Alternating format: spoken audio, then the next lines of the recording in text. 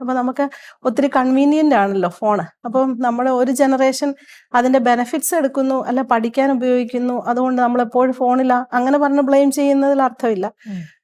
അതേപോലെ എക്സൈറ്റ്മെന്റ് കുറച്ച് നാള് നമ്മൾ ഈ ഫോണൊന്നും കാണാതെ ഉപയോഗിക്കുന്ന ആ ഒരു എക്സിന്റെ ജനറേഷൻ, അവരും അഡിക്ഷനിലേക്ക് പോകുന്നവരുണ്ട്. ഇപ്പൊ നമ്മൾ ഉദാഹരണത്തിന് വാട്സപ്പിൽ അയക്കുന്ന ഒരു മെസ്സേജ്, നമ്മളൊരു ആശയം ഒരാൾ സെൻഡ് ചെയ്തു. ആ ആശയം സെൻഡ് ചെയ്തപ്പോൾ കിട്ടിയപ്പോൾ എനിക്കത് ഭയങ്കര എന്താ പറയുക, എന്നെ ടച്ച് ചെയ്തൊരു മെസ്സേജ് ആയിട്ട് എനിക്ക് തോന്നി. പക്ഷെ ഞാനത് അയച്ചു കൊടുക്കുന്ന 10 പേർക്ക് അത് ടച്ചിങ് ആയിട്ടോ ആവണമെന്നില്ല. എൻ്റെ ആ പ്രത്യേക സാഹചര്യത്തിൽ എനിക്കത് ടച്ചിങ് ആയിരിക്കുക.